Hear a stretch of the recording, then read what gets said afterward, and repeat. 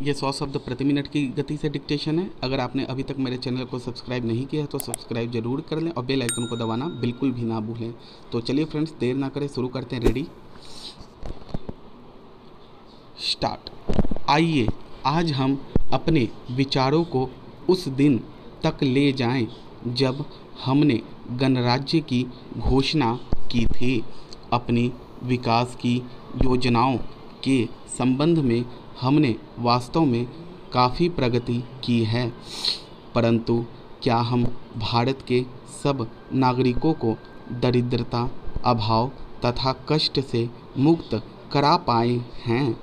प्रकृति की शक्तियों को अपने अधीन करने और जनता के कल्याण के लिए उन्हें नियंत्रण में लाने की दिशा में भी हम आगे बढ़े हैं, किंतु हम यह नहीं भूल सकते कि कुछ महीने ही हुए हमें भारत के उत्तर पूर्वी प्रदेशों में भयानक बाढ़ का सामना करना पड़ा था, जिसके कारण यातायात के साधन छिन्न भिन्न हो गए और वहाँ की जनता को भारी हानि उठानी पड़ी। निसंदेह साक्षरता प्रसार और रोगों के निराकरण के महत्वपूर्ण उपाय भी हमने सोचे हैं। यद्यपि अभी भी देश के बहुत से भागों में निरक्षरता और बीमारी पर्याप्त मात्रा में दिखाई देती है, जन कल्याण की योजनाओं को हम बराबर आगे बढ़ाते रहेंगे। यह हमारा दृढ़ संकल्प है, इसमें संदेह नहीं किया जा सकता। इन योजनाओं के पूरे होने के संबंध में जो प्रयास अब तक किया गया है उससे भी हमें असंतुष्ट नहीं होना चाहिए। फिर भी जो कुछ अब तक किया जा सका है, यदि वह बहुत चमत्कारी नहीं दिखता तो उसका कारण यह है कि अभी निर्माण कार्य जारी है और समाप्त नहीं हुआ है। राष्ट्र के निर्माण में समय की आवश्यकता होती है। आज हमारा गणराज्य दिवस है और भारत जैसे प्राचीन राष्ट्र के इतिहास में 5-7 वर्ष की अवधि एक स्वल्प काल है। आइए अब हम विगत वर्ष की घटनाओं पर नज़र डालें और यह देखें कि विकास के कार्यों और निर्माण योजनाओं की दिशा में हम कहां तक आगे बढ़ सके हैं।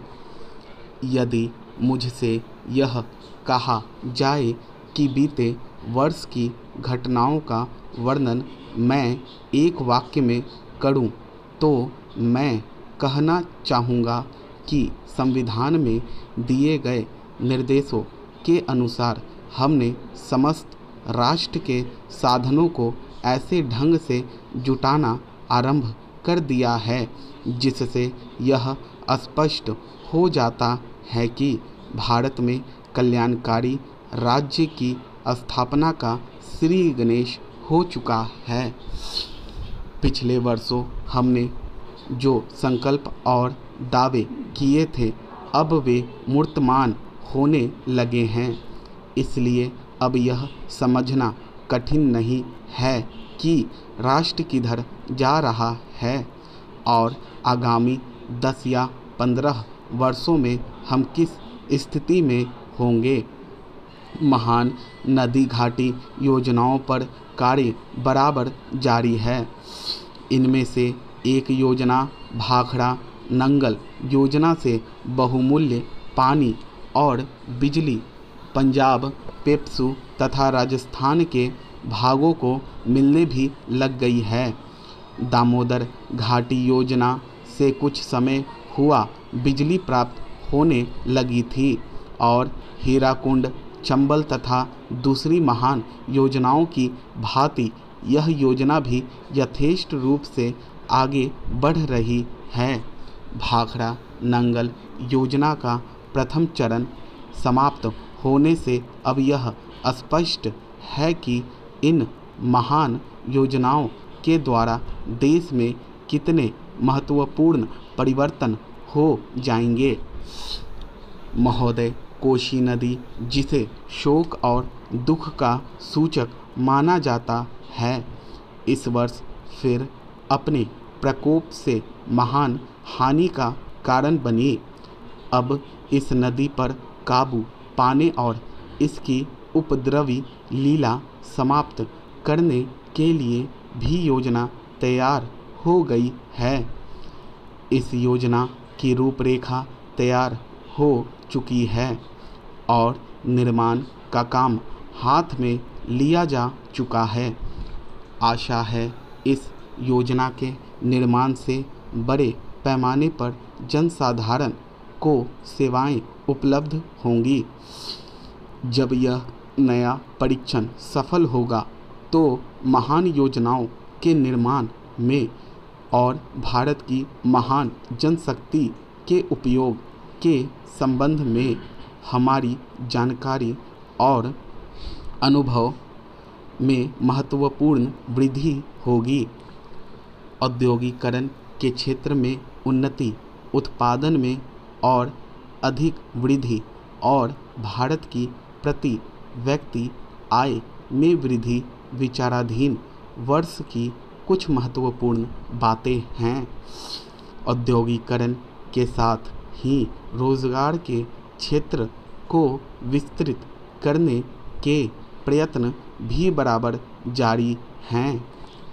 कुटीर उद्योगों और घरेलू धंधों को प्रोत्साहन देकर औद्योगिकरण और रोजगार में समुचित संतुलन स्थापित करने का प्रयास किया जा रहा है।